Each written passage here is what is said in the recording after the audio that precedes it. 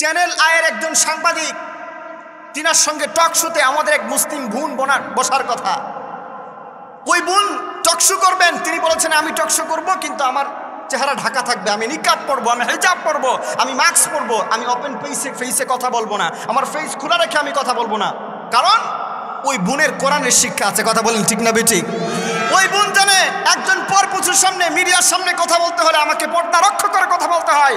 কিন্তু চ্যানেল আয়ের এই সাংবাদিক তিনি বলতেছে না, টকশো যদি আপনাকে করতে হয় তাহলে আপনাকে ফেস ওপেন করে কথা বলতে হবে। আমি দায়িত্বহীন কথা বলে দিতে চাই, যারা আপনারা নিউজ করে থাকেন, রিপোর্ট করে থাকেন, যদি আমার কোনো মুসলমান ভাইকে, আমার কোনো মুসলিম ভাইকে আপনার ক্যামেরার সামনে বসাতে হয়, পরিপূর্ণ ইসলামের বিধান মেনে রেখেই তাকে বসাতে হবে। কথা বলেন ঠিক না হবে? অন্যথায় আপনার এই চ্যানেল আপনি বন্ধ করে দেন, এমন চ্যানেল বাংলার তৌহিদি জনতা চায় না। কথা বলেন ঠিক না বেঠে? এটা মুসলিমদের দেশ, এটা মুসলমানের দেশ, যেই দেশের মধ্যে 90% বেশি মুসলমান বসবাস করে, এমন চ্যানেলের মালিক এই কথা বলার দুঃসাহস সে কিভাবে করে? কথা বলেন ঠিক না বেঠে? খবরদার জানিয়ে দিতে চাই, আমরা দেখেছি বহুত হলুদ মিডিয়াগুলো যখন কোরআনের ব্যাপারে কোনো কথা আসে, মুসলিমরা কোনো আন্দোলনের মধ্যে শরিক হয়, তারা তখন আমাদেরকে জঙ্গিবাদ ট্যাগ লাগিয়ে দেয়। কথা বলেন ঠিক না বেঠিক? আমরা বলে দিতে চাই, আমরা যখন মাঠে ময়দানে লড়ি, নিজের ব্যক্তিগত কোনো পূজার জন্য লড়ি না, নিজের ব্যক্তিত্ব হাসিল করার জন্য লড়ি না, আমরা মাঠে ময়দানে লড়ি আল্লাহর জন্য, কোরআনের জন্য, এই কোরআনের বিধিবিধান এই জমিনের মধ্যে বাস্তবায়ন করার জন্য।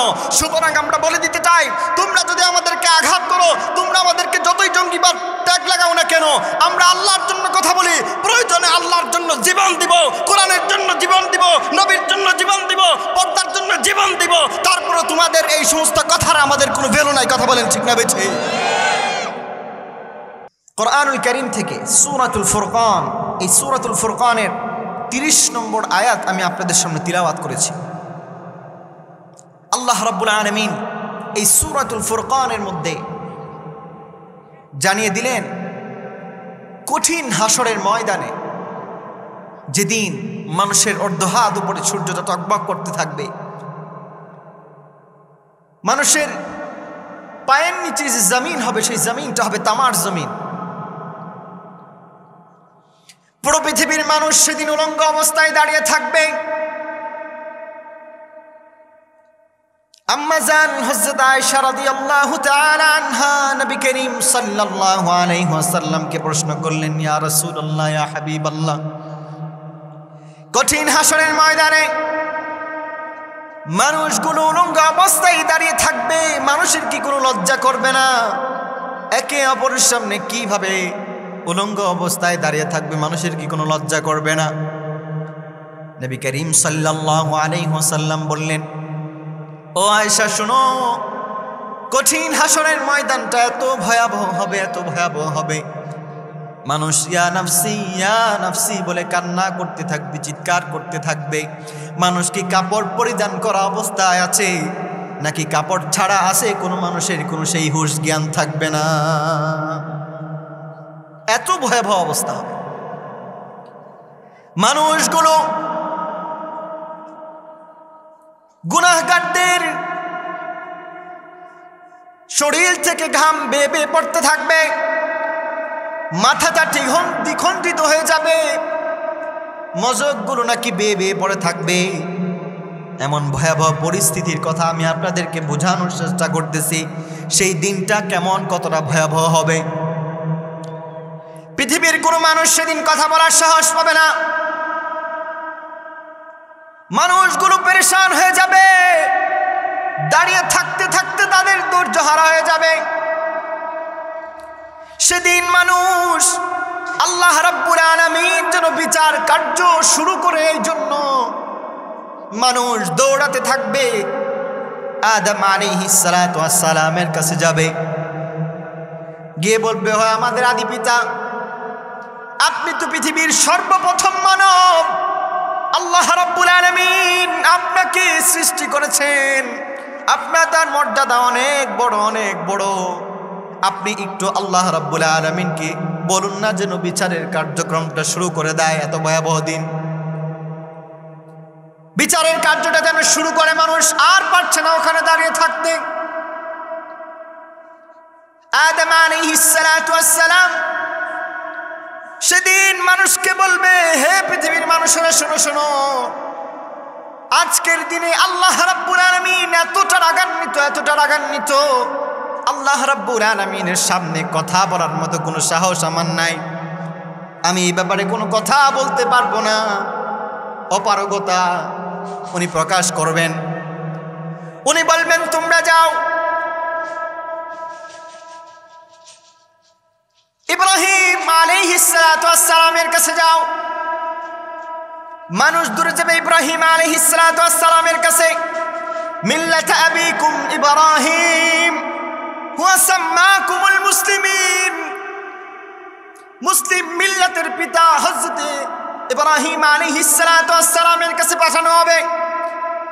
ইব্রাহিম আলাইহিস সালাতু ওয়াস সালামের কাছে মানুষগুলো গিয়ে বলবে,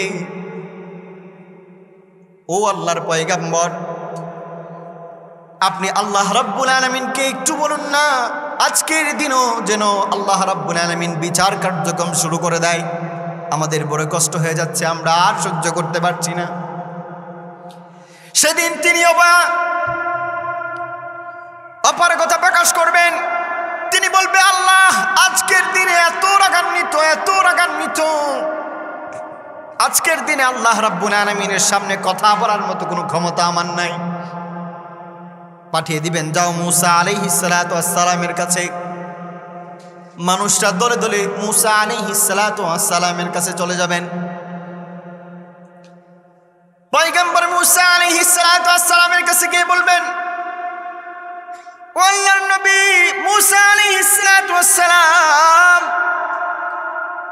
আল্লাহ রাব্বুল আলামিন দুনিয়াতে আপনার সঙ্গে সরাসরি কথা বলতেন, তুর পাহাড়ে গিয়ে আপনি আল্লাহ রাব্বুল আলামিনের সঙ্গে কথা বলতেন, আপনার অনেক মর্যাদা, আল্লাহর সঙ্গে আপনার খুব সুসম্পর্ক।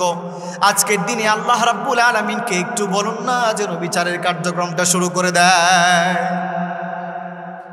মূসা আলাইহিস সালাতু ওয়াস সালাম কালিমুল্লাহ, তিনিও সেদিন বলবেন, না না না, আজকের দিনে আমি আল্লাহ রাব্বুল আলামিনের সঙ্গে কথা বলতে পারবো না, সেই সাহস আমার নাই। তোমরা চলে যাও ঈসা আলাইহিস সালাতু ওয়াস সালামের কাছে। খেয়াল করে বোঝার চেষ্টা করুন কতটা ভয়াবহ হবে সেই দিন। আল্লাহ রাব্বুল আলামিন কতটা রাগান্বিত থাকবেন। মানুষগুলো যখন ঈসা আলাইহিস সালাতু ওয়াস সালামের কাছে যাবে, গিয়ে বলবেন, ও আল্লাহর পয়গম্বর ঈসা আলাইহিস সালাতু ওয়াস সালাম, আল্লাহ রাব্বুল আলামিনের কাছে আপনার অনেক সম্মান, অনেক মর্যাদা, অনেক ইজ্জত। আজকের দিনে আপনি আল্লাহ রাব্বুল আলামিনকে একটু সুপারিশ করুন না, আল্লাহ রাব্বুল আলামিন যেন বিচার কার্যক্রমটা শুরু করে দেয়। আমরা ধৈর্যহারা হয়ে যাচ্ছি, আমাদের সম্ভব হচ্ছে না আর অপেক্ষা করা, বড় কষ্ট হয়ে যাচ্ছে। ঈসা আলাইহিস সালাতু ওয়াস সালাম জবাব দিবেন, আজকের দিনে আল্লাহ রাব্বুল আলামিন এত রাগান্বিত, আজকের দিনে আমি আল্লাহ রাব্বুল আলামিনের সামনে কথা বলার মতো কোনো সাহস আমার নাই। সেদিন তিনি অপারগতা প্রকাশ করবেন। তিনি অপারগতা প্রকাশ করে তিনি বলবেন, আমি আপনাদের জন্য একটা উপদেশ দিলাম, আজকের দিনে যদি আল্লাহ রাব্বুল আলামিনের সামনে কেউ কথা বলার মতো কোনো ক্ষমতা রাখে, তিনি হচ্ছে আখিরি জামানার পয়গম্বর হযরত মুহাম্মাদুর রাসূলুল্লাহ সাল্লাল্লাহু আলাইহি ওয়াসাল্লাম। আমাদের নবী হযরত মুহাম্মাদুর রাসূলুল্লাহ সাল্লাল্লাহু আলাইহি ওয়াসাল্লামের কাছে যান। মানুষগুলো দৌড়াতে থাকবে, গিয়ে রাসূল আরবি সাল্লাল্লাহু আলাইহি ওয়াসাল্লামকে বলবেন, ইয়া রাসূলুল্লাহ, ইয়া হাবিবাল্লাহ, কোরআনুল কারীম তিনার ব্যাপারে আয়াত বলেছেন, ওমা আরসালনাকা ইল্লা রাহমাতাল লিল আলামিন। এ নবী হচ্ছে দয়ার নবী, মায়ার নবী, রাহমাতুল লিল আলামিন, গোটা পৃথিবীর সমস্ত মানুষের জন্য রহমত, করুণা করে আল্লাহ তাআলা পাঠিয়েছেন। সেই নবীর কাছে মানুষগুলো গিয়ে যখন কান্না করতে থাকবে আর বলতে থাকবে, হাদিসের ভাষ্য অনুযায়ী নবী করিম সাল্লাল্লাহু আলাইহি ওয়াসাল্লাম সেদিন আল্লাহর সামনে কোনো কথা না বলে আল্লাহর কুদ্দুতি পায়ের মধ্যে সিজদার মধ্যে পড়ে যাবেন। বলেন সুবহানাল্লাহ। ভাইরা আমার, বন্ধুরা আমার, যে জিনিসটা আমি বুঝাতে চাইলাম, কঠিন ভয়াবহ দিন হবে, কঠিন ভয়াবহ দিন হবে। এই কঠিন ভয়াবহ দিনে আল্লাহ রাব্বুল আলামিনের সামনে কেউ কথা বলতে পারবে না। যিনি কথা বলবেন মুহাম্মাদুর রাসূলুল্লাহ সাল্লাল্লাহু আলাইহি ওয়াসাল্লাম। কেন কোরআনুল কারীমের এই আয়াত তিলাওয়াত করলাম, কেনই বা আপনাদেরকে এই ঘটনা শোনালাম, একটু খেয়াল করে শুনুন। সূরাতুল ফুরকানের 30 নম্বর আয়াতে আল্লাহ রাব্বুল আলামিন যেই কথাটা বললেন, যেই নবী আপনার আমার ব্যাপারে কঠিন হাসরের ময়দানে শাফায়াত করবেন, সুপারিশ করবেন। কোরআনুল কারীমের এই আয়াত বলছে কঠিন হাসরের ময়দানে আল্লাহ রাব্বুল আলামিনের কাছে নবী মুহাম্মদুর রাসূলুল্লাহ সাল্লাল্লাহু আলাইহি ওয়াসাল্লাম এক প্রকার উম্মতের জন্য আল্লাহ রাব্বুল আলামিনের কাছে বিচার দায়ের করবেন, বিচার, অভিযোগ দায়ের। কথা বুঝতে পেরেছেন?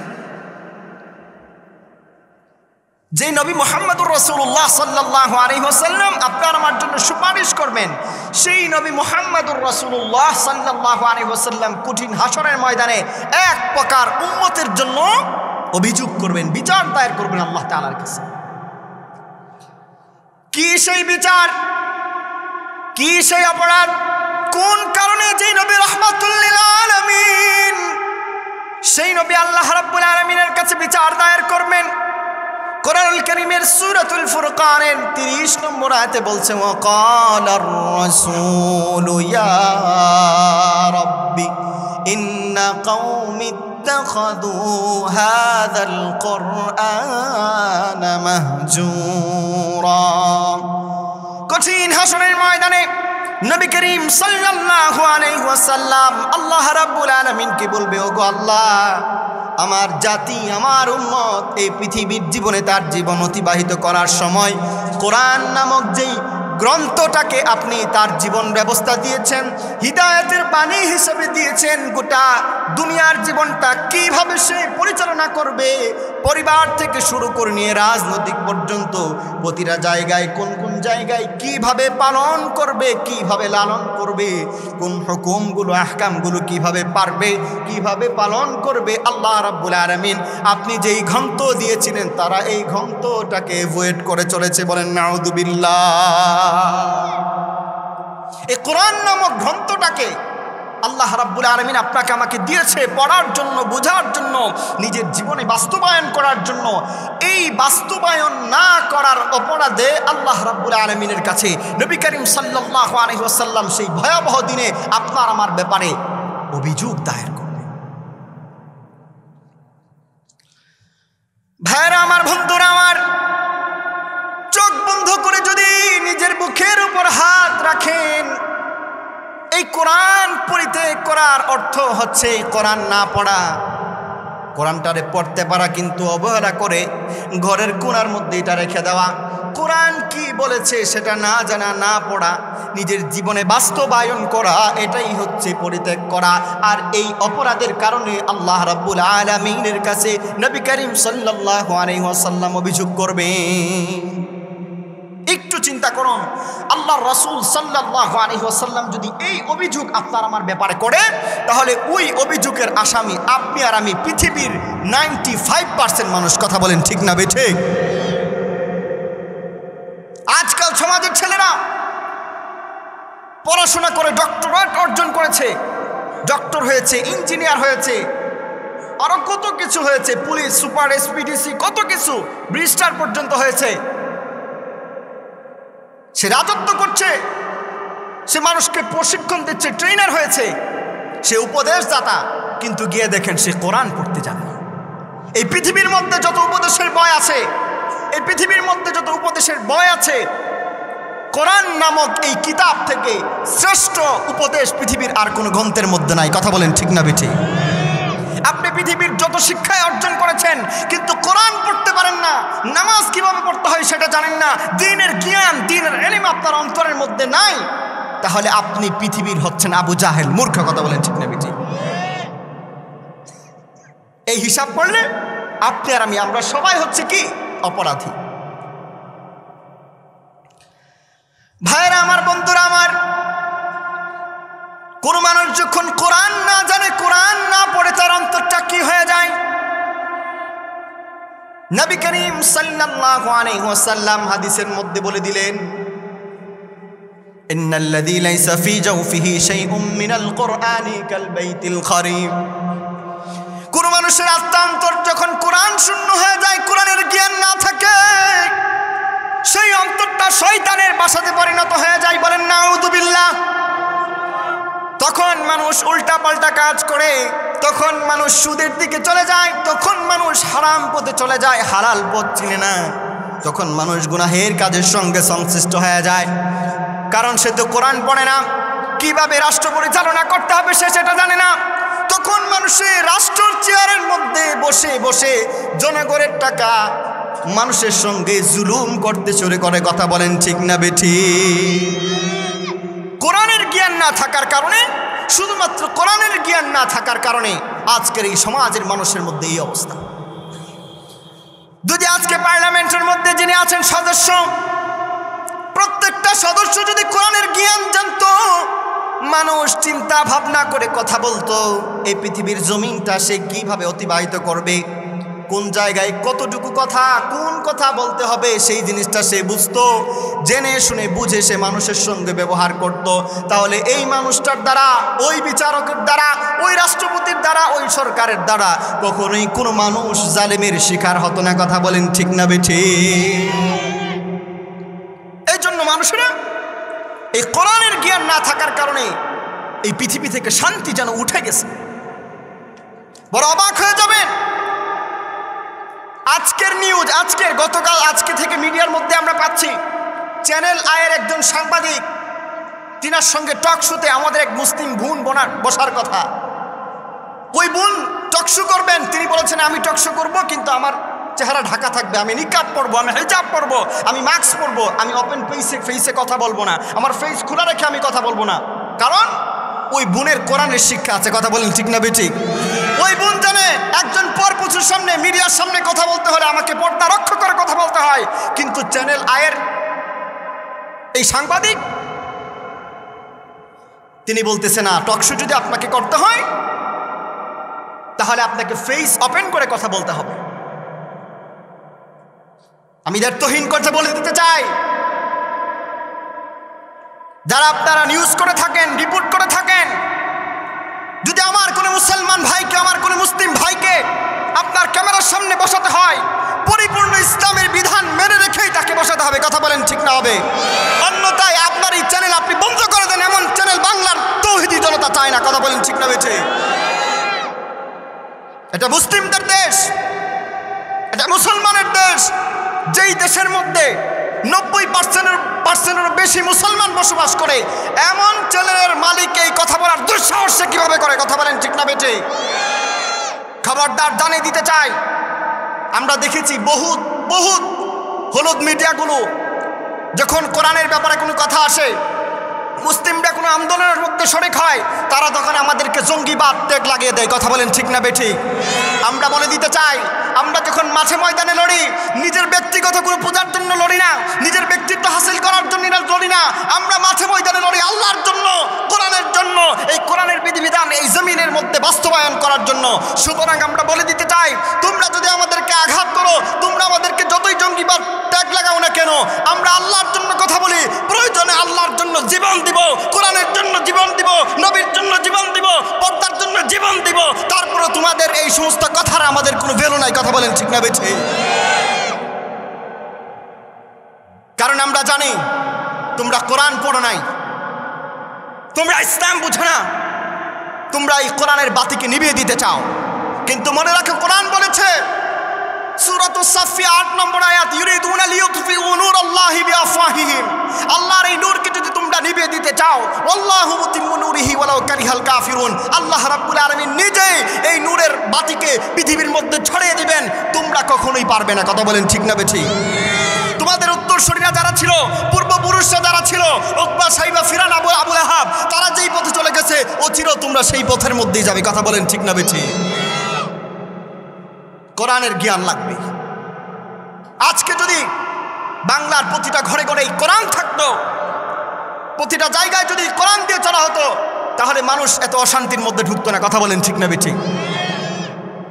বড় আশ্চর্য বিষয়, অতীতের পিছনের কিছু বছর আমাদের উলামায়ে কেরামরা স্টেজে বসে কথা বলতে পারে নাই, কোরআনের বাণী মানুষের কাছে পৌঁছাতে পারে নাই, তাদেরকে আটকে দেওয়া হয়েছে। কোরআনের মাহফিল করার জন্য তাদের কাছ থেকে অনুমতি নেওয়ার প্রয়োজন হয়েছে। কথা বলেন ঠিক না বেঠিক? আল্লাহর জমিনে কোরআনের কথা হবে, সুন্নাহর কথা হবে, কোনো মানুষের কোনো অনুমতির প্রয়োজন নাই। কথা বলেন ঠিক না বেঠিক? কোরআনের কথা বলবো আমরা উন্মুক্তভাবে বলবো, যে কোনো বিধান আমরা উন্মুক্তভাবে বলবো। সেই সময়ের পরিবর্তন ঘটে গিয়েছে। কথা বলেন ঠিক না বেঠিক? আমরা এখন কোনো রক্তচক্ষুকে ভয় পাই না, আমরা ভয় পাই আল্লাহকে। আল্লাহর কথা বলতে বলতে যদি অতীতে তোমরা আমাদেরকে জেলে ঢুকিয়েছ, অতীতে তোমরা আমাদের ভাইদেরকে শহীদ করেছ, রাস্তায় ফেলে ফেলে তোমরা আমার ভাইদেরকে রুগুলি করে মেরেছ, প্রয়োজনে আমরা বলতে চাই আবার যদি মাঠে নামতে হয়, আবার যদি জীবন দিতে হয়, আবার যদি রক্তকে আল্লাহর রাস্তায় দিয়ে দিতে হয়, প্রয়োজনে বাংলার তৌহিদি জনতা শহীদ হয়ে যাবে, তারপরে তোমাদের রক্তচক্ষুকে তারা কখনো ভয় পাবে না। পারবো না ইনশাআল্লাহ? কোরআনের জন্য জীবন দিতে হবে, আল্লাহর জন্য জীবন দিতে হবে, রসুলের জন্য জীবন দিতে হবে। কারণ আমি জানি, আমি যদি আল্লাহর জন্য জীবন দেই, আমি যদি রসুলের জন্য জীবন দেই, আমি যদি কোরআনের জন্য জীবন দেই, কোরআনের আইন বাস্তবায়ন করার জন্য যদি জীবন দেওয়া হয়, আমি জানি আমি বাঁচলে গাজী, মরলে শহীদ। কথা বলেন ঠিক না বেঠিক? মুহতারাম হাজিরিন, যে কথা বলছিলাম, এই কোরআন না মানার কারণে, এই কোরআনের উপরে আমল না করার কারণে, কোরআন না বুঝার কারণে, কোরআনকে অবহেলা করার কারণে আল্লাহ রাব্বুল আলামিনের কাছে রাসূলুল্লাহ সাল্লাল্লাহু আলাইহি ওয়াসাল্লাম কঠিন হাসরের ময়দানে আপনার আমার ব্যাপারে আল্লাহ রাব্বুল আলামিনের কাছে অভিযোগ করবেন। আজকে থেকে দাবা করে নেন, প্রয়োজনে মসজিদের ইমামকে টাকা দিয়ে, প্রয়োজনে মসজিদের মুয়াজ্জিনকে টাকা দিয়ে, প্রয়োজন একজন তালিবে ইলমকে টাকা দিয়ে পর্যন্ত হলো যে যেই জায়গার মধ্যে আছেন ওই জায়গা থেকে কোরআন শিখতে হবে। কথা বলেন ঠিক না বেঠিক? পারবো না ইনশাআল্লাহ? এখন তো মোবাইলের যুগ, ইন্টারনেটের যুগ, ইন্টারনেটে ইউটিউবে সার্চ করতে হবে কোরআন কিভাবে পড়তে হয়। আপনি প্রতিদিন সূরা ফাতিহা পড়ুন, কারণ আপনি শেষ বয়সে এসে, আমাদের বাঙালির মুসলমানরা 30 বছর 40 বছর চলে যায়, নামাজ রোজার কোনো ধার না। কথা বলেন ঠিক না বেঠিক?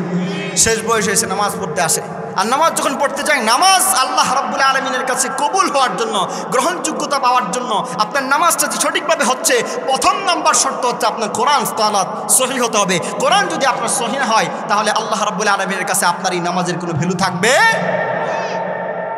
সুতরাং এখন থেকে সিদ্ধান্ত নিতে হবে। পারবো না ইনশাআল্লাহ? ভাইরা আমার, বন্ধুরা আমার, আল্লাহ রাব্বুল আলামিন এই কোরআন কেন নাজিল করেছেন? কোরআনুল কারীমে আল্লাহ রাব্বুল আলামিন সূরাতুল বাকারার 185 নম্বর আয়াতে আল্লাহ রাব্বুল আলামিন জানিয়ে দিলেন, শাহরু রমাদানাল্লাযী উনজিলা ফীহিল কুরআন হুদাল লিন-নাসি ওয়া বায়িনাতিন মিনাল হুদা ওয়াল ফুরকান। আল্লাহ রাব্বুল আলামিন এই কোরআন নাজিল করেছেন রমজান মাসে, হুদাল লিন-নাস, পৃথিবীর সমস্ত মানুষের জন্য হিদায়াত স্বরূপ আল্লাহ রাব্বুল আলামিন এই কোরআন কারীম নাজিল করেছেন। ওয়া বায়িনাতিন মিনাল হুদা ওয়াল ফুরকান, এই কোরআন আপনাকে সুস্পষ্ট বলি, নির্দোষরা বলে আপনাকে দেখায়, সঠিক পথ দেখায়, সত্য পথে আপনাকে পরিচালিত করে, যেই পথের মধ্যে কোনো ভেজাল নাই, কোনো জায়জামেলা নাই, সুস্পষ্ট কথা বলে। ওয়া বায়িনাতিন মিনাল হুদা ওয়াল ফুরকান, সত্য এবং মিথ্যার মধ্যে পার্থক্যকারী হচ্ছে এই কোরআন। বলেন সুবহানাল্লাহ। আবার আল্লাহ রাব্বুল আলামিন সূরাতুল ফুরকান প্রথম নম্বর আয়াতে আল্লাহ রাব্বুল আলামিন জানিয়ে দিলেন, তাবারাকাল্লাযী নাযালাল ফুরকান,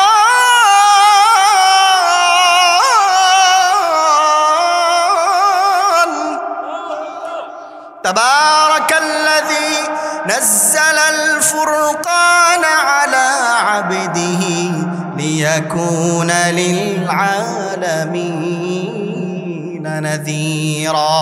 মিন সূরাতুল ফুরকানের প্রথম আয়াতে জানিয়ে দিলেন নবী মুহাম্মদুর রাসূলুল্লাহ সাল্লাল্লাহু আলাইহি ওয়াসাল্লামের উপর আল্লাহ রাব্বুল আলামিন এই কোরআনুল কারীম নাযিল করে দিয়েছেন যাতে করে পৃথিবীর সমস্ত মানুষগুলোকে এই কোরআন দিয়ে আল্লাহ রাব্বুল আলামিন সত্য মিথ্যার পার্থক্যগুলো বোঝাতে পারে। বলেন সুবহানাল্লাহ।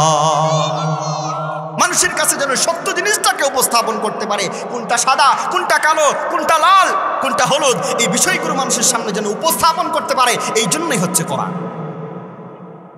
আবার কোরআন খুলে দেখুন আল্লাহ রাব্বুল আলামিন সূরাতুল বাকারা শুরুতে আল্লাহ রাব্বুল আলামিন বললেন আলিফ লাম মিম যালিকাল কিতাবু লা রাইবা ফীহি হুদাল লিল মুত্তাকিন। আল্লাহ রাব্বুল আলামিন বললেন এই কিতাব হচ্ছে এমন কিতাব, যালিকাল কিতাবু লা রাইবা ফীহি, যেই কিতাবের মধ্যে কোনো সন্দেহ নাই, সন্দেহের কোনো অবকাশ নাই, নির্ভুল এই কিতাব। হুদাল লিল মুত্তাকিন, মুত্তাকিনদের জন্য এটাই হচ্ছে হিদায়াতের বাণী এবং পথ প্রদর্শক। বলেন সুবহানাল্লাহ। কোন একজন মানুষ যদি আল্লাহ রাব্বুল আলামিনের সঠিক পথ পেতে চায়, হিদায়াতের পথে তার নিজের জীবনটাকে বাস্তবায়ন করতে চায়, তাহলে এই মানুষটা যেন সদা সর্বদাই কোরআন পড়ে, কোরআন বুঝে কথা বলেন, ঠিক না বেঠিক? আবার আল্লাহ রাব্বুল আলামিন কোরআনুল কারীমের মধ্যে সূরাতুল ইব্রাহিম, এই সূরাতুল ইব্রাহিমের প্রথম আয়াতে আল্লাহ রাব্বুল আলামিন জানিয়ে দিলেন আলিফ লাম রা কিতাবুন আনজালনাহু ইলাইকা লিতুখরিজান নাসা মিনায-যুলুমাতি ইলান-নূর। আল্লাহ রাব্বুল আলামিন এই আয়াতের মধ্যে জানিয়ে দিলেন নবী করিম সাল্লাল্লাহু আলাইহি ওয়াসাল্লামের উপর এই কিতাব আল্লাহ রাব্বুল আলামিন নাজিল করেছেন যাতে করে পৃথিবীর মানুষগুলোকে অন্ধকার থেকে আল্লাহ রাব্বুল আলামিনের এই কোরআন দিয়ে দিয়ে নবী করিম সাল্লাল্লাহু আলাইহি ওয়াসাল্লাম আলোর দিকে সঠিক পথে, ভালো পথে, সুপথে নিতে পারে। বলেন সুবহানাল্লাহ। কোরআনকে আল্লাহ রাব্বুল আলামিন এই জন্য সৃষ্টি করেছেন কারণ কোরআন ছাড়া এই পৃথিবীর মানুষ যেই দিকেই যাবে সেই পথ হবে তার জন্য অন্ধকার। আর কোরআন নিয়ে যখন মানুষ এই পৃথিবীতে চলাফেরা করবে, তার যখন কোরআনের কথা থাকবে, তখন ওই মানুষটা, ওই তার চরিত্র, তার কথাবার্তা, তার আমল, তার আখলাক সমস্ত কিছু হবে একজন ভালো মানুষের মতো। কথা বলেন, ঠিক না বেঠিক? কেমন করে সম্ভব, কেমন করে সম্ভব? কোরআন মানুষটারে কত পরিচ্ছন্ন করে দেয়। কোরআনের জ্ঞান যখন মানুষের মধ্যে থাকে, মানুষ কতটা বিনয় হয়ে যায়, মানুষ কতটা কোরআনওয়ালা হয়ে যায়। পরকাল জীবন নিয়ে মানুষ কেমনভাবে ভাবতে পারে, এই গোটা জীবনের তার দুনিয়ার চলাফেরাটা কেমন হয় একটু খেয়াল করে দেখুন। খলিফাতুল মুসলিমিন হযরত আবু বকর সিদ্দিক রাদিয়াল্লাহু তাআলা আনহু, তিনার জামানার ঘটনা। হযরত আবু বকর সিদ্দিক রাদিয়াল্লাহু তাআলা আনহু তিনি যখন খলিফাতুল মুসলিমিন ছিলেন, রাষ্ট্রনায়ক ছিলেন, তিনি তথ্য নেওয়ার জন্য পাঠালেন চতুর্দিকে তোমরা খোঁজ খবর নিয়ে দেখো কোনো মানুষের কোনো সমস্যা আছে কিনা, কারো কোনো প্রয়োজন আছে কিনা। মানুষগুলো খুঁজতে লাগলো কোনো মানুষের কোনো সমস্যা আছে কিনা, কোনো মানুষের কোনো জায় ঝামেলা আছে কিনা। তিনি যখন রওনা করলেন, খোঁজ খবর নিলেন, খোঁজ খবর নেওয়ার পরে একজন মহিলার একজন খবর পাওয়া গেল, তথ্য আসলো ওনার কাছে যে একজন মহিলা বড় বৃদ্ধা হওয়ার কারণে বাসা থেকে একটু দূরে কূপ আছে, একটা গুহা আছে, ওই গুহা থেকে তারা পানি আনতে হয় তার দৈনন্দিন জীবনে উযু করার জন্য, খাবার খাওয়ার জন্য, পানি খাওয়ার জন্য, পানি পান করার জন্য তার পানির প্রয়োজন, কিন্তু পানির ব্যবস্থা সে করতে পারে না। সে যখন পানির ব্যবস্থা করতে পারে না, ওই মহিলার খেদমত করার জন্য একজন লোকের প্রয়োজন। এই খবর, এই তথ্য যখন পৌঁছানো হলো, এই তথ্য পৌঁছানোর পরে হযরত ওমর ফারুক রাদিয়াল্লাহু তাআলা আনহু, খলিফাতুল মুসলিমিন আবু বকর সিদ্দিক রাদিয়াল্লাহু তাআলা আনহুর কাছে গিয়ে বললেন, ও খলিফাতুল মুসলিমিন, আমি এই মহিলার খেদমত করতে চাই, আপনি মেহেরবানি করে আমাকে অনুমতি দেন। আমি প্রতিদিন এই মহিলার বাসার মধ্যে পানি আনার ব্যবস্থা করে দিব, আপনি আমাকে সেই ব্যবস্থা করে দেন, আপনি আমাকে সেই ব্যবস্থা করে দেন। ওমর ফারুক রাদিয়াল্লাহু তাআলা আনহুকে দায়িত্ব দেওয়া হলো। প্রতিদিন হযরত ওমর ফারুক রাদিয়াল্লাহু তাআলা আনহু এই মহিলার বাসার মধ্যে গিয়ে খেদমত করবেন, ঘর ঝাড়ু দিবেন, পানির ব্যবস্থা করবেন।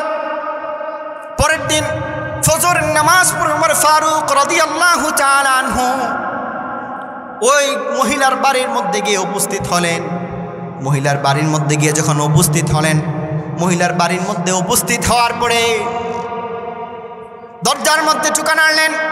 ভিতর থেকে মহিলা জবাব দিলে, কে তুমি? বলে, মা, আমি ওমর এসেছি আপনার খেদমত করার জন্য।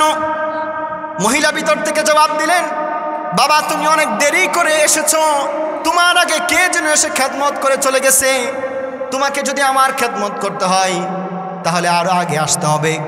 ওমর ফারুক রাদিয়াল্লাহু তাআলা আনহু পেরেশান হয়ে গেলেন। দায়িত্ব নিলাম আমি, কিন্তু দায়িত্ব করে গেলেন আরেকজন, কোন সেই ব্যক্তি? পরের দিন হযরত ওমর ফারুক রাদিয়াল্লাহু তাআলা আনহু মন খারাপ করে চিন্তা করলেন, ফজর পড়ে গেলাম, পেলাম না, ফজরের আগে চলে যাই, তাহাজ্জুদ পড়ে চলে গেলেন মহিলার বাড়ির দিকে। মহিলার বাড়ির মধ্যে গিয়ে দরজার মধ্যে টোকা নাড়লেন। ভিতর থেকে জবাব দিল, কে তুমি? মা, আমি ওমর। মহিলা উত্তর দিলেন, আজকেও তুমি দেরি করে ফেলেছো, তোমাকে যদি আমার খেদমত করতে হয় আর আগে আসতে হবে।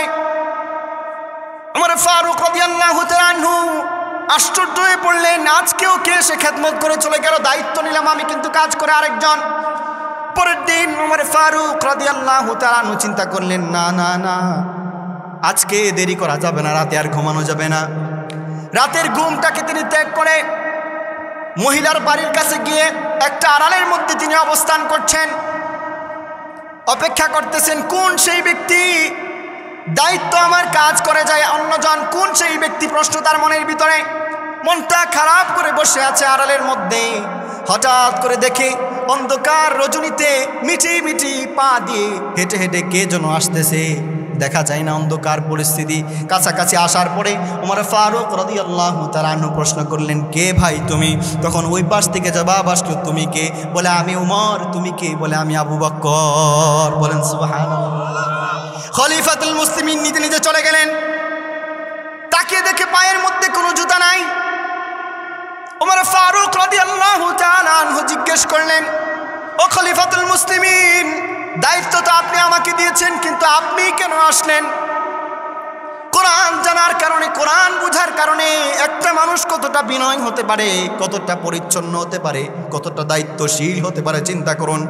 খলিফাতুল মুসলিমিন তিনি জবাব দিলেন, ওরে ওমর, দায়িত্ব তোমারে দিয়েছি, কিন্তু তোমার দায়িত্ব করার আগে আমি তো খলিফা, আল্লাহ রাব্বুল আলামিনের কাছে আমার আগে দাঁড়াতে হবে, এই জন্য আমি চলে আসলাম। বলেন সুবহানাল্লাহ।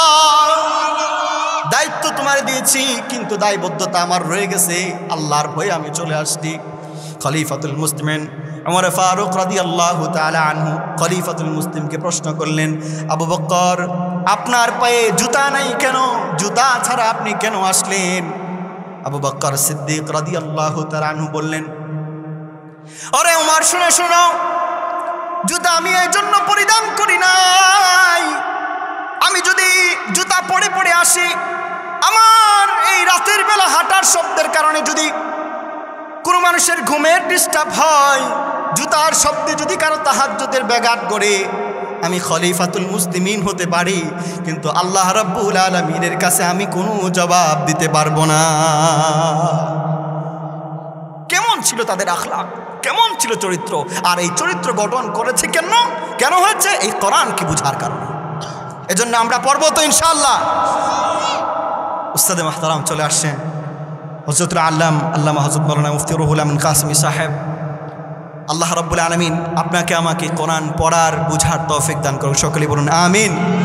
সুবহানাকা আল্লাহুম্মা ওয়া বিহামদিকা আশহাদু আল্লা ইলাহা ইল্লা আনতা আস্তাগফিরুকা ওয়া আতুবু ইলাইক। আসসালামু আলাইকুম ওয়া রাহমাতুল্লাহ।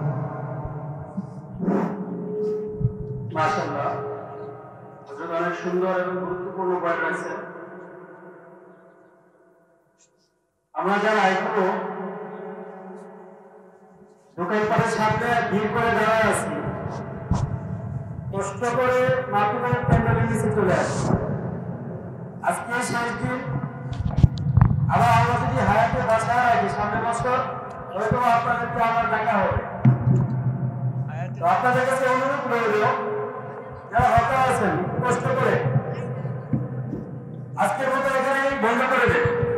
যারা রাস্তায় ঘোরাঘুরি করতেছেন দোকানে পিছিয়ে দিকে বসে আছেন কষ্ট করে ব্যাংকের পিছিয়ে চলে আসেন। এই পর্যায়ে কুরআন